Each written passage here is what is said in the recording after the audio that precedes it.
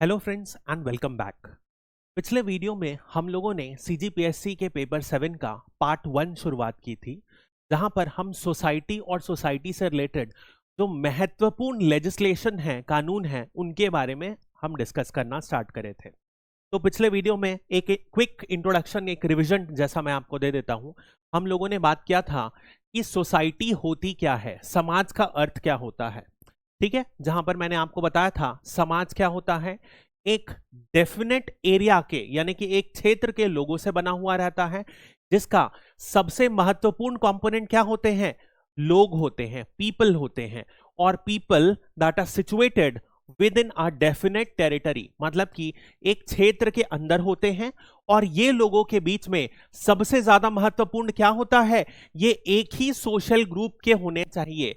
एक ही social group का होना मतलब कि दो चीजें मैंने आपको बताया था पूरी करना चाहिए। सबसे पहले ये लोगों के बीच में, इन लोगों के बीच में आपस में इंटरैक्शन, बातचीतें होनी चाहिए। और दूसरी चीज, इनकी जो कल्चर है वो एक समान होना चाहिए, तभी वो एक दूसरे से इंटरैक्ट करेंगे। तो ये जो है, ये सारे लोगों के बीच में जब आपस में इंटरैक्शन होता रहता है तो एक जो पूरा का पूरा जो सराउंडिंग एटमॉस्फेयर बनता है उसे ही हम कहते हैं सोसाइटी।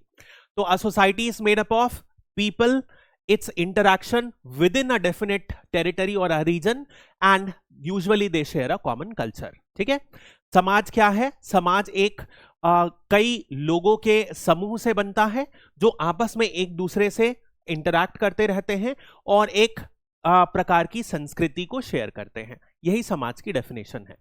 अब देखिए, अगली बात करते हैं हम भारत के समाज के बारे में। हम इस वीडियो में बात करेंगे कि भारत के समाज की क्या क्या महत्वपूर्ण विशेषताएं हैं।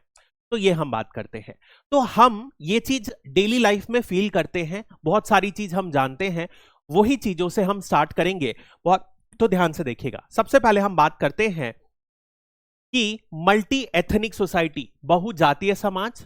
सब हम जानते हैं कि यहां पर यदि हम भारत या इंडिया को देखें तो इंडिया में एक चीज आप देखो क्या है, इंडिया, हम लोगों ने अभी ज्योग्राफी पढ़ा है, तो उत्तर से दक्षिण की ओर, नॉर्थ से साउथ देख लें, ईस्ट से वेस्ट देख लें, तो दोनों में करीब करीब कितना है, 3000 किलोमीटर है। तो ज्योग्राफिकली यानी भौगोलिक तरीके से देखा जाए तो क्या है, ये एक बहुत ही बड़ा क्षेत्र है। कितना बड़ा क्षेत्र है, याद कीजिए, हम लोगों ने ज्योग्राफी में पढ़ा है 3.28 मिलियन स्क्वायर किलोमीटर। ये एक इतना बड़ा क्षेत्र है कि ये एक सब कॉन्टिनेंट का दर्जा दिया हुआ है भारत को। ठीक है, उपमहाद्वीप का दर्जा दिया गया है भारत को।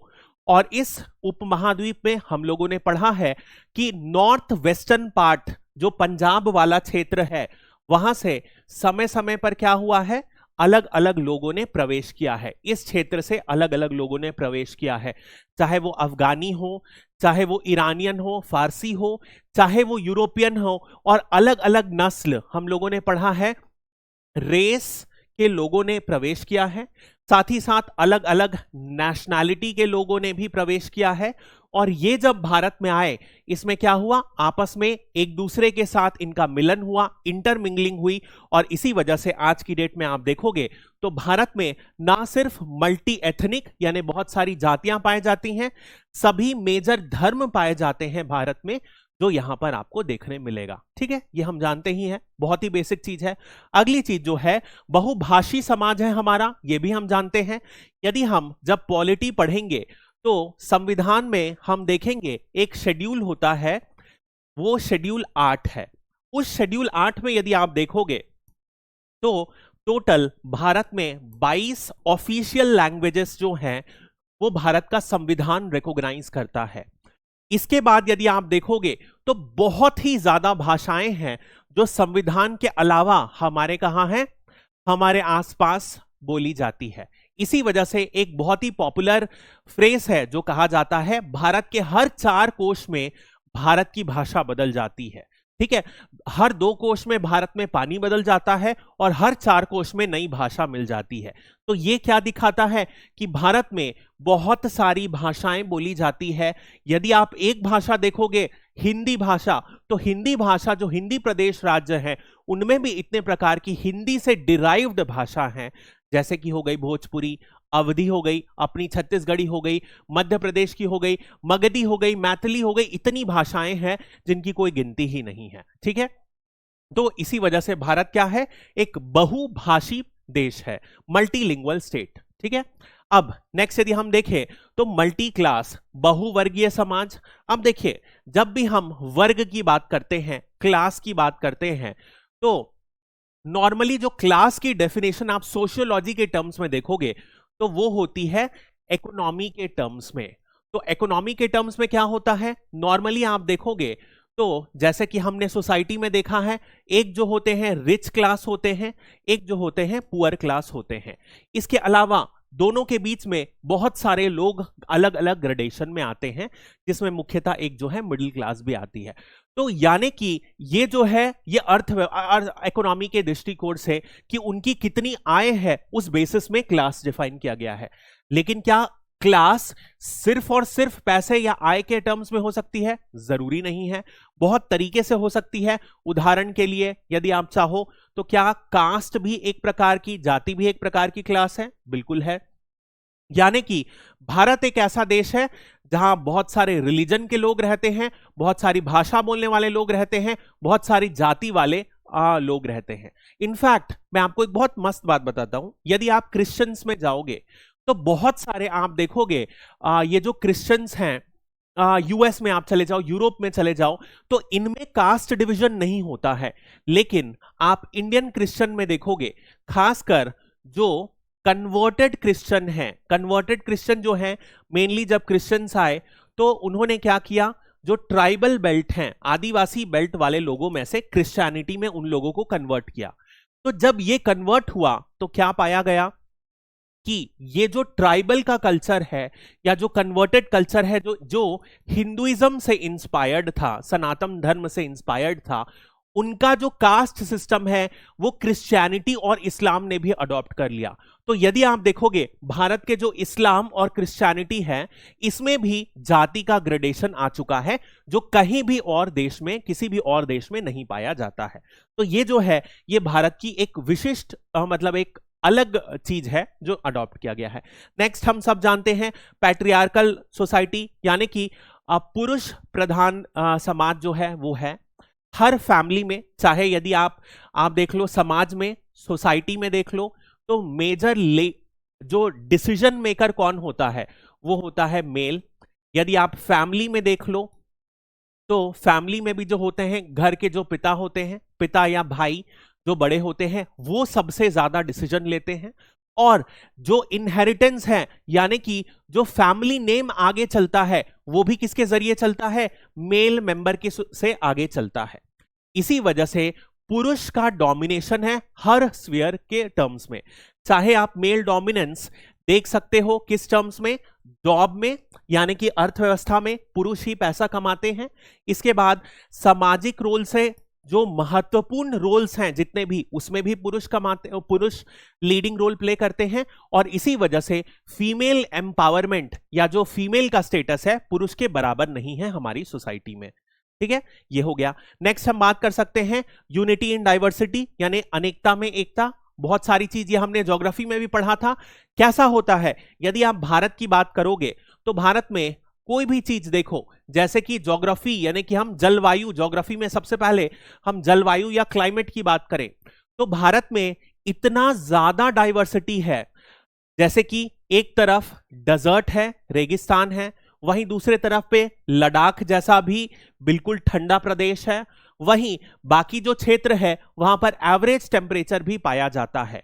ऐसे ही बारिश में भी हम देखें तो कुछ क्षेत्रों में बहुत ज्यादा वर्षा होती है, जैसे कि उत्तर पूर्वी राज्यों में, वेस्टर्न घाट्स में, और कुछ रेगिस्तानी इलाकों में 25 सेंटीमीटर से भी कम वार्षिक वर्षा होती है।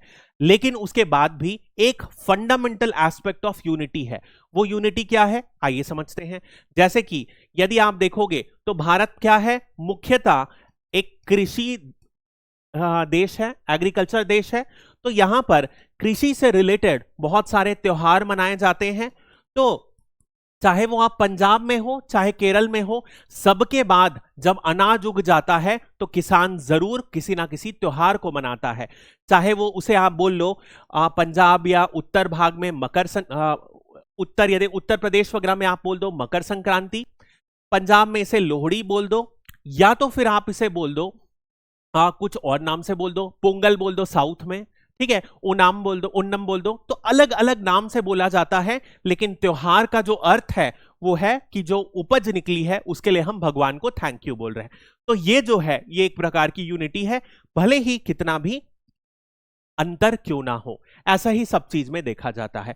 चाहे आप हमारे धर्म में देख लो, कोई भी धर्म हो, चाहे हिंदू मुस्लिम सिख हो, सब में क्या बताया जाता है, भगवान है कोई, बड़ों का आदर करना, लोगों की सेवा करने से ही हमें भगवान का रास्ता प्राप्त होता है। ये सब क्या है, ये अलग अलग डाइवर्सिटी होने के बाद भी हमारे जो विचारधारा है वो कॉमन है, और इसी वजह से हम इसे कहते हैं इंडियन कल्चर या भारतीय संस्कृति। इसके बाद एक और देख लो, एक है परिवार की बात। तो कहीं भी आप चले जाओ, जो परिवार है वो एक बेसिक यूनिट है सोशल ऑर्गेनाइजेशन का भारत में, जिसमें जो मेजर जो परिवार का रोल प्ले करता है, कौन करता है, पुरुष प्रधान सोसाइटी है तो या तो पिता रोल प्ले करते हैं या बड़ा भाई मेजर रोल प्ले करता है, ठीक है, और उनके एब्सेंस में महिलाओं का रोल बढ़ता है, अदरवाइज मेजर रोल यही प्ले करते हैं, ठीक है। ये कुछ मेजर कैरेक्टरिस्टिक्स हैं। और हम बात करते हैं जैसे कि स्पिरिचुअलिज्म और मटेरियलिज्म के बीच में एक परफेक्ट बैलेंस। स्पिरिचुअलिज्म यानी कि अध्यात्मवाद और भौतिकवाद यानी कि मटेरियलिज्म। आप यदि कहीं पर भी किसी पश्चिम देश में जाओगे तो पश्चिम संस्कृति में क्या मिलेगा, वहां पर बहुत ज्यादा भौतिकवाद यानी कि उपभोक्तावादी सामान के कल्चर पे ज्यादा ध्यान देते हैं। और यदि आप हमारे यहां देखोगे तो क्या हमारे यहां आध्यात्मिकता है, बिल्कुल है। अभी देख लो अयोध्या बना है, तो अयोध्या बनने के बाद कितना एक्सटेंट तक लोग वहां जा रहे हैं, यानी कि अभी भी जो आध्यात्मिकता है, जो भारत में एक मूल भावना है स्पिरिचुअलिज्म, वो लोगों में है। इसी वजह से इतने स्पिरिचुअल टूरिज्म बढ़ रहा है। लेकिन एट द सेम टाइम हम उपभोक्तावादी संस्कृति में भी की ओर आ रहे हैं। दोनों के बीच का एक जो परफेक्ट बैलेंस है वो भारतीय संस्कृति में देखा जाता है, जहां पर आप ऐसा ही देखो, हमारा इंडिविजुअलिज्म और कलेक्टिविज्म यानी कि व्यक्तिवाद और सामूहिकता, दोनों में हमने एक बैलेंस बना के रख रहे हैं आज की डेट में। जैसे कि यदि आप पहले देखोगे तो पहले क्या होती थी, जॉइंट फैमिली होती थी। तो जॉइंट फैमिली में क्या होता था, कलेक्टिव डिसीजन, सबका डिसीजन कौन लेते थे, जो घर के बड़े रहते थे, ग्रैंड पेरेंट्स रहते थे, वो डिसीजन लेते थे। अब क्या हो रहा है, अब न्यूक्लियर फैमिली हो रही है, छोटी छोटी फैमिली हो रही है, लेकिन न्यूक्लियर फैमिली जॉइंट फैमिली के साथ भी रिलेशन मेंटेन करके रखी है।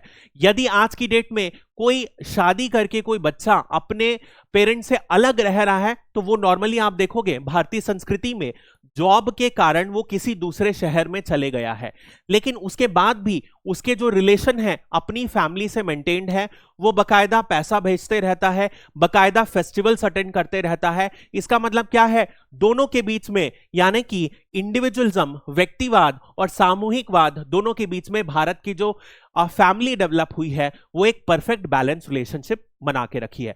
वहीं आप देखोगे यदि वेस्टर्न कल्चर या पश्चिम संस्कृति में बात करोगे तो वहां पर फैमिली कल्चर डोमिनेट नहीं करता है, वहां पर लोग सब खुद की ही बात करते हैं। और यदि आप ट्राइबल कल्चर की बात करोगे, आदिवासी कल्चर की बात करोगे, तो वहां पर सामूहिक जो डिसीजन होते हैं, फैसला लेने का जो तरीका होता है वो सामूहिक रहता है। लेकिन जो हमारी जो मेन स्ट्रीम सोसाइटी है दोनों के परफेक्ट बैलेंस पर काम कर रही है।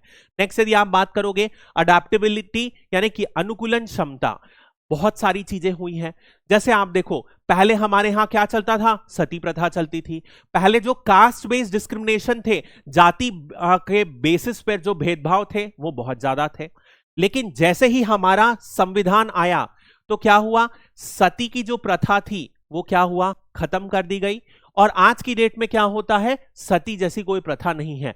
तो ये क्या हुआ, ये दिखा रहा है कि हमने समय के हिसाब से हमारी संस्कृति ने क्या कर दिया, एक प्रोग्रेशन ले लिया, एक स्टेप आगे ले लिया। ऐसे ही यदि आप देखोगे तो पहले जो थी बाल विवाह जो था, पहले बहुत ही जल्दी शादी हो जाती थी। मेरे घर के पास एक आंटी रहती हैं, उनकी जब वो 20 इयर्स की थी तो वो बताती हैं कि उनके 5 बच्चे हो चुके थे और 20 इयर्स के पहले ही उनके 5 बच्चे हो चुके थे। She was married at the age of 11। क्या आज की डेट में कोई 11 साल की लड़की का विवाह होता है? नहीं होता है। हम 11 से जो नॉर्मल ट्रेंड हो चुका है, नेशनल फैमिली हेल्थ सर्वे के हिसाब से, जो 5 के हिसाब से देखोगे, आज की डेट में जो फीमेल होती हैं उनकी एवरेज एज 22 है और मेल की एवरेज एज 24 हो चुकी है मैरिज की। तो क्या हो रहा है, ये हमने एक अडेप्टेबिलिटी दिखाई है कि समय के हिसाब से हमारी संस्कृति इतनी फ्लेक्सिबल है कि वो जरूरतमंद जो परिवर्तन है वो अडाप्ट कर सकती है। ठीक है, नेक्स्ट यदि हम बात करें वर्ण सिस्टम, तो वर्ण सिस्टम की कल भी हमने बात करी थी लास्ट क्लास में कि जो 4 प्रकार के वर्ण होते हैं, इसे किस लिए डिवाइड किया था? इसे जॉब के लिए ऑक्यूपेशन के बेसिस में इसको क्या किया था? क्लासिफाई किया गया था। जैसे कि सबसे पहले ब्राह्मण जो क्या करते थे? पूजा पाठ करते थे। क्षत्रिय जो शस्त्र उठाते थे। वैश्य जो व्यापार करते थे। और शूद्र क्या है? जो सबसे लोअर वर्ग के थे। ठीक है, तो ये जो चारों क्लासिफिकेशन इसके बारे में हम पढ़ चुके हैं, ये भी भारत की एक अनमोल क्लासिफिकेशन है जो इनहेरेंटली, सबसे पहले यदि हम देखें तो इसे क्या है, इसे ऑक्यूपेशन के बेसिस में डिवाइड किया गया था ताकि कोई भी प्रकार का भेदभाव ना हो, जॉब के टर्म्स में कोई भी इशू ना हो। आज की डेट में इसे क्या कर दिया गया? इसे कास्ट बेस्ड सिस्टम में एक रिजिड फॉर्मेट में बना दिया गया है। नेक्स्ट यदि हम बात करते हैं आश्रम सिस्टम। अब देखो, ये जो आश्रम सिस्टम है ये सनातन धर्म का है। सनातन धर्म में क्या है कि जो जैसे जैसे हर एज के हिसाब से एक पर्टिकुलर रोल है जो सोसाइटी में किसी का भी डिफाइन किया गया है, और यदि हम इसी रोल के हिसाब से चलें तो हमारे जो पूरे जीवन में है शांतिपूर्ण रहेगा, और इसके तहत हम सारे जो सुख रहेंगे उन्हें हम भोग सकते हैं। जैसे कि सबसे पहले आता है ब्रह्मचार्य। ब्रह्मचार्य मतलब यहां पर जो बच्चा रहता था, जो शादी के पहले वाला, जो टीन के पहले वाला समय था, 16-17 साल के पहले वाला समय, यहां पर क्या था?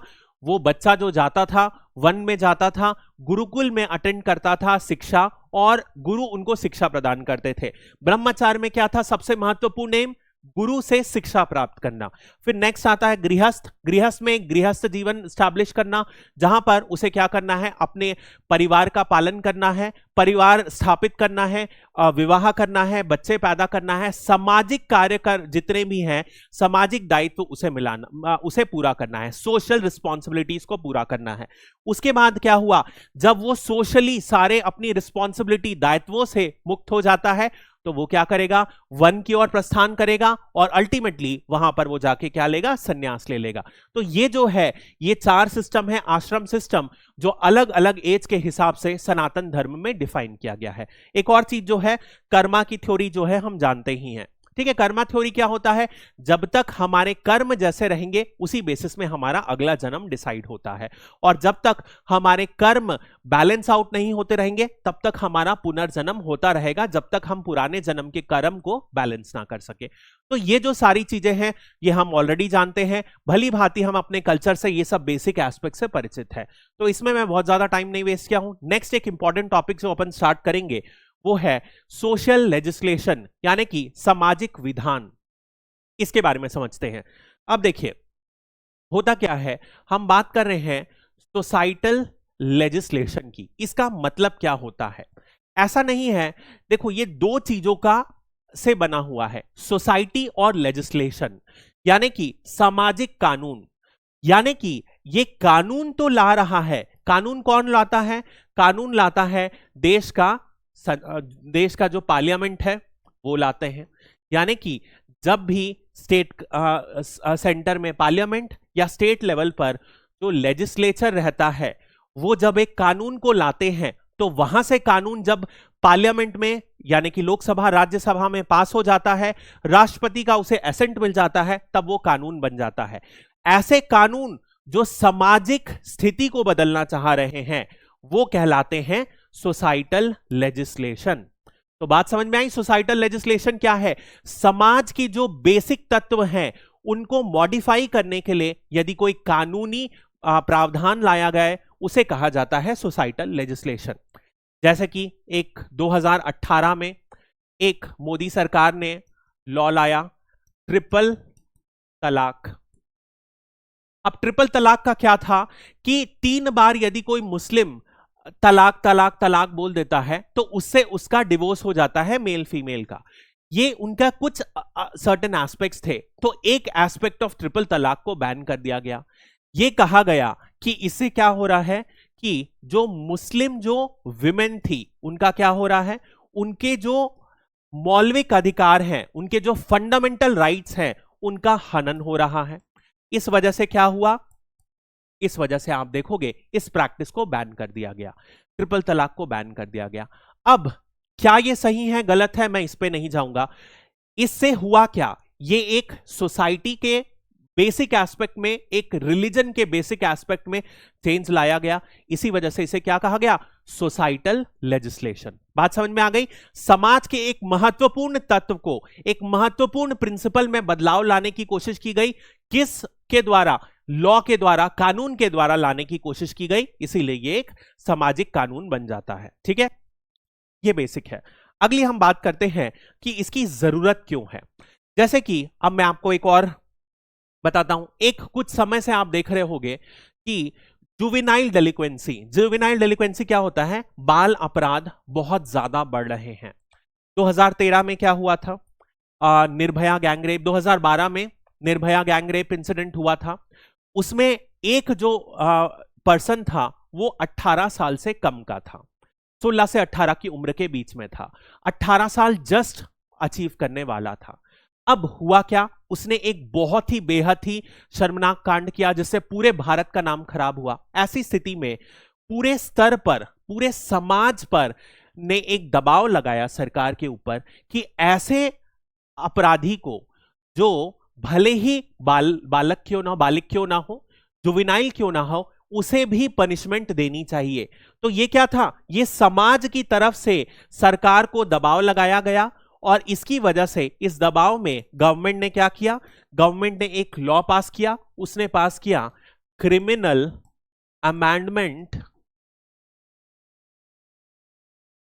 बिल 2000, इसको एक्ट बोल दो, एक्ट 2013, जिसमें क्या कहा गया कि यदि कोई 16 से 18 साल का बालिक व्यक्ति होगा और वो बहुत ही कोई हीनियस क्राइम करेगा, बहुत ही एक्सट्रीम लेवल का क्राइम करेगा, तो ऐसी सिचुएशन में, ऐसी स्थिति में उस बालिक को भी, उस टीनेजर को भी, एडोलेसेंट को भी बड़ों की भांति, यानी कि अडल्ट की भांति सजा सुनाई जा सकती है। तो ये क्या था, ये एक प्रकार का कानून था जो कि क्यों आया, क्योंकि सोसाइटी ने, समाज में एक नई प्रॉब्लम बढ़ रही थी जिसमें ज्यादा से ज्यादा युवक क्या कर रहे थे, परेशान हो रहे, परेशानी पैदा कर रहे थे समाज में। असामाजिक तत्वों का जो था लगातार बढ़ रहा था। इस वजह से ये कानून लाया गया। ये किस वजह से लाया गया, ये लाया गया समाज के दबाव से। तो ये एक एस्पेक्ट है, जरूर ध्यान रखिएगा। अब ये दोनों तरीके से होता है। एक बार क्या होता है, ये मान लीजिए ये समाज है, सोसाइटी, सोसाइटी क्या करेगी, एक सोशल चेंज की बात करेंगे। ठीक है, तो सोसाइटी सामाजिक बदलाव की तरफ जा सकती है। तो कैसे जा सकती है, ये by the basis of law जा सकती है। यानी सरकार ने कोई कानून लॉन्च कर दिया, कानून ला दिया, उस कानून की वजह से कोई बदलाव आया जिसकी वजह से समाज में बदलाव आते हैं। इसका उदाहरण देखते हैं। इसका उदाहरण मैंने आपको पिछली क्लास में बताया था, सती का जो एक्ट आया था, सती रेगुलेशन 1829। इसमें क्या हुआ था, सती की प्रथा को राजा राम मोहन रॉय ने एक बहुत ही महत्वपूर्ण रोल प्ले किया इसमें, और ब्रिटिशर्स के सामने, अंग्रेजों के सामने पिटीशन किया, और उन्होंने क्या किया, इस सती प्रथा को क्या किया, अल्टीमेटली बैन करवा दिया। इसकी वजह से सती प्रथा आज की डेट में बैन है। इस कानून की वजह से धीरे धीरे क्या हुआ, समाज में बदलाव आने लग गया। इसे ही हम कहते हैं सोसाइटी मूव्ड टुवर्ड्स, एक नए बदलाव की तरफ बढ़ी by the basis of law, कानून के जरिए बदली। उसके बाद क्या हो सकता है, पीपल्स डिमांड। ठीक है, सरकार लोगों की डिमांड की वजह से, जैसा कि मैंने आपको क्या कहा निर्भया वाले केस में, निर्भया वाले केस में क्या हुआ, लोग सड़कों पर आ गए, सरकार से डिमांड करने लग गए, जो बालक जो बालिक व्यक्ति एक्सेसिव हीनियस क्राइम में इन्वॉल्व हैं उन्हें क्या किया जाए, बड़ों की भांति पनिशमेंट दी जाए, अपराध दर्ज किया जाए बड़ों की भांति। तो ये जो है लोगों की वजह से समाज में एक बदलाव आया। उम्मीद ये की जा रही है कि इससे क्या होगा, आगे ना बढ़े। इसके बाद एक और तरीका होता है, एक और तरीका होता है फॉलो मेथड। फॉलो मेथड क्या होता है, मान लो जैसे आप एक चीज ऐड देखना, ऐड में आप देखे होंगे अक्षय कुमार का ऐड देखना, अक्षय कुमार को इनकम टैक्स वाले लोग क्या करते हैं, बार बार बुलाते हैं और सर्टिफिकेट देते हैं कि आपने सबसे ज्यादा टैक्स पे किया एक्टरों में, बार बार उनको अवार्ड देते हैं कि भैया ये टैक्स दे रहे हैं। तो जो बड़े फेमस सेलिब्रिटीज हैं, नेताएं हैं, या जो भी नेता जो हैं, या जो भी जिनको हम एज एन आइडियल देखते हैं, ऐसे लोग जब कोई प्रथा को फॉलो करते हैं तो समाज क्या करता है, धीरे धीरे उनको क्या करता है, उनके एक्शंस को फॉलो करने लगता है। इससे भी समाज में बदलाव आता है। ये आपने देखा, ये बिल्कुल ही थ्योरेटिकल क्वेश्चन था, इसे मैंने डायग्रामेटिक रिप्रेजेंटेशन से एक बेटर छोटे तरीके से लिखने की कोशिश की। तो ऐसे डायग्राम आप जितना ज्यादा प्रैक्टिस करोगे उतना ज्यादा अच्छा हो सकता है। ठीक है, ऐसे आप बीच बीच में प्रैक्टिस करते रहिए, कुछ डायग्राम्स अपने आप बनाते रहिए। इससे क्या होगा, आपके आंसर जो मेंस में होते हैं बाकियों के कंपैरिजन से अलग हो जाते हैं। ठीक है, तो ये जो बेसिक बात है। अगली बात हम करते हैं और ज्यादा कि क्या सामाजिक जो कानून है उसकी जरूरत क्यों है। सिंपल सी बात करते हैं, क्यों जरूरत है। सबसे महत्वपूर्ण बात, जैसे कि मान लो सोशल जस्टिस, न्याय, मतलब कि न्याय से जो सुनिश्चित करना। उदाहरण के लिए देख लो, जैसे कि जब ट्रिपल तलाक जो एक्ट आया, इससे किन लोगों की रक्षा हुई, इससे जो मुस्लिम विमेन हुई, जो मैरिड विमेन हुई, उनके क्या हुआ, उनके अधिकार की रक्षा हुई। तो ऐसे जस्टिस को, न्याय को सुनिश्चित करने के लिए कानून की जरूरत है, बिल्कुल सही बात है। ऐसे ही जब अनटचेबिलिटी को बैन किया गया, हमारे संविधान में आर्टिकल 17 के अंदर छुआछूत की प्रथा, अनटचेबिलिटी को बैन किया गया है। तो जो सबसे पिछड़े वर्ग, हरिजन, शेड्यूल कास्ट के खिलाफ जो अनटचेबिलिटी प्रैक्टिस की गई थी, उनको क्या मिला, उनको एक जस्टिस मिला, सोशल जस्टिस मिला। इस कारण नेक्स्ट हमें सामाजिक बदलाव, सोशल रिफॉर्म लाना है। जैसे कि सती प्रैक्टिस को हटाने से क्या हुआ, जो महिलाओं का क्या हुआ, एम्पावरमेंट हुआ। ठीक है, महिलाओं का सशक्तिकरण हुआ। ऐसे ही जब यदि हम बात करते हैं फीमेल और मेल को क्या किया गया, तो काम करने के लिए इक्वल वेजेस प्रोवाइड की जा रही है। इससे क्या हुआ, समाज में जो पुरुष और मेल हैं, मेल और फीमेल, उनके जो अधिकार हैं, उनके जो राइट्स हैं, ऑन प्रिंसिपल दोनों को बराबर स्टैब्लिश किया गया। ये जो है ये महत्वपूर्ण चीजें हैं, यानी कि सामाजिक बदलाव लाने के लिए भी बहुत महत्वपूर्ण है। इसके अलावा कोई महत्वपूर्ण सोशल चेंज लाने के लिए, जैसे कि हम लोगों ने अभी जुवेनाइल डेलिक्वेंसी देखा, उसमें क्या देखा हम लोगों ने कि जो बालिक लोग हैं उनका अपराध बढ़ रहा है। इस वजह से उस अपराध को कंट्रोल करने के लिए यदि कोई जुवेनाइल भी कोई हीनियस क्राइम करेगा तो उसे क्या किया जाएगा, अडल्ट की तरह ट्राई किया जाएगा। समाज में बदलाव लाने के लिए भी ऐसा किया जाता है। नेक्स्ट हम बात करें किसी के मौलिक अधिकारों के रक्षण करने के लिए। इसके अलावा आप बात करोगे जो सबसे पिछड़े वर्ग हैं उनके भी अधिकारों का रक्षा करने के लिए, और यदि सरकार का कोई खुद ही प्रोएक्टिव एक्शन हो, यानी कि सरकार क्या कर रहा है, खुद अपनी ओर से एक्शन लेकर किसी जो पिछड़े वर्ग हैं उनकी जो है उनके बारे में बात करना चाह रहा है, उनके अधिकार का, उनका जो सोसाइटल में स्टेटस है सोसाइटी में, उसको प्राथमिकता देना चाह रहा है। उदाहरण के लिए समझते हैं, एक नया रिजर्वेशन बिल आया, 102nd कॉन्स्टिट्यूशनल अमेंडमेंट एक्ट। इसके तहत क्या हुआ, 10% आरक्षण, रिजर्वेशन जो है वो किसे दे दिया गया, जो इकोनॉमिकली वीकर सेक्शन है, जो आय के दर से पिछड़े हुए वर्ग हैं, उन्हें क्या कर दिया गया, 10% रिजर्वेशन दे दिया गया। यानी कि ऐसे लोग जो समाज में अपनी आर्थिक व्यवस्था के आर्थिक वर्ग में पीछे होने की वजह से जो अपने बच्चों को सही तरीके की फैसिलिटी नहीं दे रहे थे, उन्हें भी आरक्षण दिया गया।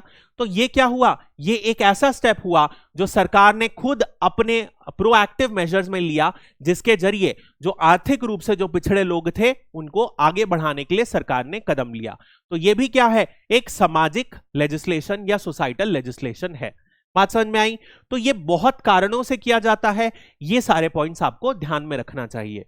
ठीक है, नेक्स्ट हम बात करते हैं, क्या सामाजिक कानून यदि हम लाते हैं तो इससे समाज में कोई बदलाव आ सकता है? ये एक प्रश्न है जो बार बार पूछा जाता है। अब यदि आप इसे सोशियोलॉजी की दृष्टि से देखें तो इसके दो स्कूल ऑफ थॉट हैं। पहला जो स्कूल बोलता है कि 2 स्कूल्स हैं। ठीक है, कौन कौन से स्कूल हैं? सबसे पहला जो बोलता है यस, दूसरा जो बोलता है नो। उदाहरण के लिए हम यस की बात करते हैं तो ये कहता है कि बिल्कुल यदि हम एक कानून ले आएंगे, ठीक है, एक लेजिस्लेशन यानी कि एक कानून ले आएंगे, तो इस लॉ से क्या होगा, धीरे धीरे समाज में बदलाव आएगा। और यहां पर क्या होगा, इस कानून को यदि किसी ने फॉलो नहीं किया, इसे ब्रेक किया, तो यहां पर क्या होगा, उसे सजा दी जाएगी, पनिशमेंट दिया जाएगा। हो सकता है उसे फाइन चुकाना पड़े, उसे सामाजिक तौर पर बहिष्कृत कर दिया जाए, सोशल बॉयकॉट हो जाए। ऐसी स्थिति में क्या होगा कि वो डर के कारण वो व्यक्ति इस कानून को फॉलो करेगा। इसी वजह से आप देखोगे जब सती को बैन करने की प्रथा चालू की गई, तो जब कानून के जरिए इस सती प्रैक्टिस को बैन किया गया, और आज की डेट में भारत से सती प्रथा जो है पूरी तरीके से विलुप्त हो चुकी है। कहीं पर भी सती प्रथा आप देखोगे भारत में प्रैक्टिस नहीं की जाती है। लेकिन इसका दूसरा स्कूल भी है। दूसरा स्कूल बोलता है, भैया यदि जब तक समाज में खुद चेतना नहीं जागे, खुद का कॉन्शियसनेस नहीं जागे, तो समाज में कोई भी आप कानून ले आओ, समाज में घंटा फर्क नहीं पड़ता। ये जो है ये दूसरा स्कूल ऑफ थॉट बोलता है। उदाहरण के लिए समझते हैं, आप देख लो चाइल्ड मैरिज एक्ट, भारत में चाइल्ड मैरिज जो है बैन है, ठीक है आज भी। लेकिन आप राजस्थान में चले जाओ, अक्खी तीज में चले जाओ, इतने सारे बच्चों का सामूहिक विवाह होता है। बहुत सारी लड़कियों का आप देखोगे 14-15 साल में विवाह कर दिया जाता है, जबकि एज क्या है चाइल्ड मैरिज में, लड़कों की 21 और लड़कियों की 18, ये मेल ये फीमेल। फिर भी आप देखोगे इस उम्र से भी कम में बहुत लोगों का विवाह हो जाता है। और समझो दहेज डाउरी प्रोहिबिशन एक्ट, इस एक्ट के तहत क्या है, दहेज लेना देना दोनों ही आपराधिक है। क्या फिर दहेज प्रथा हमारे समाज में बंद हो पाई? ऐसा ही यदि आप देखोगे चाइल्ड लेबर बाल श्रम जो है वो बिल्कुल बैन है, लेकिन क्या हम चाइल्ड लेबर को आज तक कंट्रोल कर पाए? नहीं कर पाए। बात समझो इन टॉपिक्स को क्यों। यदि हम समझते हैं चाइल्ड मैरिज, तो देखो एक बेसिक एस्पेक्ट जो समाज में खासकर की कुछ सोसाइटी में ऐसा है कि यदि आप फीमेल की बात कर रहे हो, तो फीमेल में यदि हम एजुकेशन में कोई भी खर्च करें तो क्या होगा, इससे हमें कोई फायदा नहीं होगा खर्च करने में। तो बेटर क्या है, जो एजुकेशन में खर्च करे, इससे अच्छा हम क्या कर दें, इनकी शादी के लिए पैसा जोड़ लें, एक अच्छे पुरुष से शादी कर दें। ये एक थॉट है। दूसरी चीज, एक सेफ्टी भी बहुत इशू रहता है। महिला के जो सम्मान है, गरिमा है, उसे परिवार का गरिमा माना जाता है। ऐसी केस में क्या करते हैं, जल्दी शादी कर देते हैं। माना यह जाता है यदि विमेन की जल्दी शादी हो जाए तो जो एक फैमिली का जो पर्टिकुलरली फादर और मदर का जो बोझ है वो खत्म हो गया। बोलते हैं ना, अब मैं फ्री हो गया, मेरे बच्चों की शादी हो गई, मेरी 3 बेटियों की शादी हो गई, अब मैं जाके गंगा नहाऊंगा। ये क्या है, ये एक भार की तरह लिया जाता है। और जब तक ये जो सामाजिक धारणा है फीमेल चाइल्ड को भार की तरह लिया जाएगा, कोई भी ऐसा कानून ले आओ, चाइल्ड मैरिज हमेशा रहेगी। यही बात है। ऐसे ही डाउरी जो दहेज की प्रथा है, उसे क्या माना जाता है कि नॉर्मली हिंदू में आप देखोगे मेल को सारी की सारी प्रॉपर्टी मिल जाती है, इसी वजह से दहेज दिया जाता है, ताकि एक तरीके से ये एक पेरेंट्स का कंपनसेशन है, और इसी तरीके से ये शुरुआत हुआ था। अब लोग आगे चलकर डिमांड करने लग गए हैं। तो जब तक सोसाइटी इस दहेज को नहीं ठुकराएगा, तब तक कोई भी कानून ले आओ, समाज में दहेज प्रथा चलती ही रहेगी। तो ये दो स्कूल ऑफ थॉट हैं। एक तरफ ये बोलते हैं कि कोई भी कानून ले आओ, समाज में सामाजिक जो कल्चर है, जो प्रथा चलते आ रही है, उसमें समाज कानून से कोई भी अंतर नहीं आएगा। दूसरा स्कूल जो बोलता है कानून से बहुत बड़ा फर्क पड़ता है, जैसे कि हमने सती में देखा। एक्चुअल लेवल पर क्या होता है? एक्चुअल लेवल पर देखो होता क्या है कि कोई भी जब कानून आता है तो सिर्फ और सिर्फ कानून लाने से कोई भी समाज में बड़ा बदलाव नहीं आता है। उदाहरण के लिए यदि हम सती प्रथा की बात करें, तो सती प्रथा को जब बैन किया गया तो इसके लिए क्या किया गया? कानून लाया गया सबसे पहले 1829 में। इसके बाद इससे नहीं हुआ, बहुत ही सारे प्रमुख नेताओं जो थे उस समय के, जैसे कि राजा राम मोहन रॉय, इन लोग क्या करते थे? जगह जगह जाके सती प्रैक्टिस को रोकते थे। इन्होंने क्या किया? वेदास से उठाया, शास्त्रों से उठाया और बताया कि वेद, ये जो प्रथा है, ये वेद भी इसे खारिज करते हैं, वेद में इसका कोई भी प्रचलन नहीं है। और इन सारे के बाद बहुत सारे लोगों को इन्वॉल्व किया, एजुकेट किया, लोगों को अवेयर किया, तब जाके over the course of time जो ये सामाजिक जो परंपरा है ये धीरे से बदली। यही जो होता है ये कहलाता है लेजिस्लेशन का प्रभाव। तो कभी भी सिर्फ और सिर्फ कानून से कभी भी बदलाव नहीं आएगा। कानून के साथ क्या चाहिए? हमें लोगों का जो ओपिनियन है, लोगों का मत उस कानून के साथ होना चाहिए, और साथ ही साथ प्रशासनिक लोगों का सपोर्ट होना चाहिए। ये तीनों के जुट से ही कोई भी जो बदलाव है वो पॉसिबल हो सकता है समाज में। बात समझ में आई? अब इसी से आगे देखते हैं। इसके कुछ महत्वपूर्ण तत्व हैं जो आप समझिएगा, जैसे कि उदाहरण के लिए मैंने आपको यहां पे कुछ एग्जांपल्स दे रखे हैं, जैसे कि Hindu marriage act of 1955। Hindu marriage act of 1955 में क्या हुआ था? यहां पर मोनोगैमी प्रिस्क्राइब की गई थी। मोनोगैमी मतलब एक पुरुष एक ही वाइफ रख सकता है, ये मोनोगैमी प्रिस्क्राइब थी। अब यदि आप हिंदू मैरिज एक्ट में देखोगे तो ऑलरेडी क्या हुआ था, उस समय की जो धारणा थी वो क्या था? मैक्सिमम जो मेल थे एक ही शादी करना पसंद करते थे, और यदि कोई एक से ज्यादा शादी करता था तो उसे पिछड़ा हुआ थॉट प्रोसेस का इंसान माना जाता था। यानी कि हिंदू में जो पब्लिक ओपिनियन था वो बहुत ज्यादा सपोर्ट क्या था कि एक पुरुष को एक ही शादी करनी चाहिए। ठीक है, ये थॉट प्रोसेस था। इस वजह से जब ये कानून लाया गया तो ये बहुत ही ज्यादा सफल हुआ, और आज की डेट में आप रेयरली किसी भी हिंदू को देखोगे जो एक से ज्यादा शादी किया है। कानूनी ढंग से तो कर ही नहीं सकते एक से ज्यादा, कई लोग दो तरफ अलग अलग करते हैं, छुपाते हैं कानून से या एक वाइफ से, लेकिन वो भी बहुत कम हो चुका है। लेकिन यही दूसरे धर्म में आप देखोगे तो ऐसा जरूरी नहीं है। ऐसा ही मैंने आपको दहेज प्रथा के लिए उदाहरण दिया। दहेज प्रथा का जो एक्ट है 1961 से है, फिर भी अभी तक सफल नहीं हुआ है। तो यह भी एक है, क्योंकि समाज उस धारणा के लिए अभी तक रेडी नहीं है, इसी वजह से यह सफल नहीं हुआ है। ठीक है, अगली बात करते हैं हम। बहुत बार जो कानून होता है वो क्या करता है? बहुत सारे स्ट्रक्चरल ट्रांसफॉर्मेशन ला सकता है, यानी कि संरचनात्मक परिवर्तन लाने के लिए बहुत ज्यादा जरूरी होता है। उदाहरण के लिए हम समझते हैं, उदाहरण के लिए जैसे भारत में कास्ट सिस्टम, जातिवाद सिस्टम है, जहां पर जो ऊपर अपर कास्ट है उनको तो बहुत फायदे मिलते हैं, वहीं लोअर कास्ट को बहुत ज्यादा डिस्क्रिमिनेशन, ऐतिहासिक तौर पर भेदभाव का सामना करना पड़ा है। इसी डिस्क्रिमिनेशन की वजह से क्या हुआ, यहां पर इस कास्टिज्म सिस्टम को बंद करने के लिए, स्ट्रक्चरल संरचनात्मक ट्रांसफॉर्मेशन लाने के लिए क्या करना पड़ा? यहां पर एक कानून लाने की जरूरत पड़ी। इसी वजह से आप देखोगे एक कानून लाया गया जो था पर्टिकुलरली जो सबसे नीचे वर्ग वाले थे उनके लिए कानून लाया गया, प्रोटेक्शन ऑफ सिविल राइट्स। 1955 में इस कानून को लाया गया, जिससे क्या हुआ, नीची जाति के लोगों को भी समान अधिकार दिए गए उच्च जाति के तरह, और साथ ही साथ इनके लिए क्या किया गया था, नीची जाति वालों के लिए आरक्षण भी प्रोवाइड किया गया था भारत के संविधान में।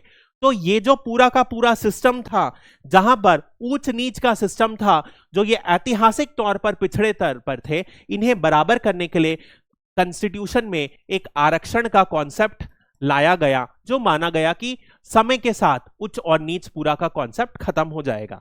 बात समझ में आई? तो ऐसे जो बड़े परिवर्तन है उसको लाने के लिए क्या करना पड़ेगा? हमेशा लॉ लाना, कानून लाना जरूरी है। लेकिन यहां पर एक और बात होती है, कभी कभी क्या होता है कि यदि कोई ऐसे कानून आते हैं तो आप देखोगे उसके बहुत सारे अनायास नतीजे भी आ जाते हैं। अनायास मतलब कि अनइंटेंडेड कंसिक्वेंस।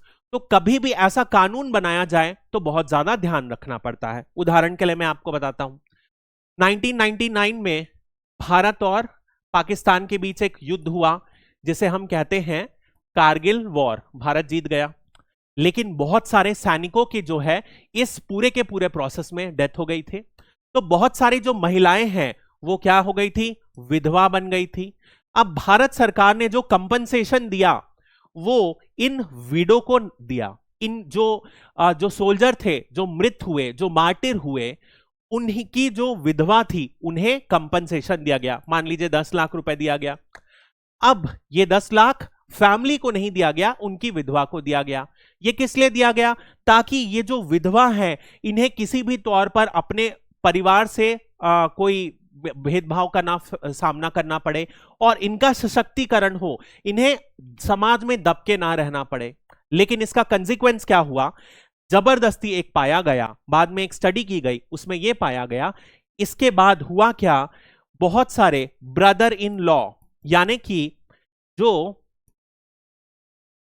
इस हस्बैंड की वाइफ की जबरदस्ती हस्बैंड के छोटे भाई से शादी कर दी गई।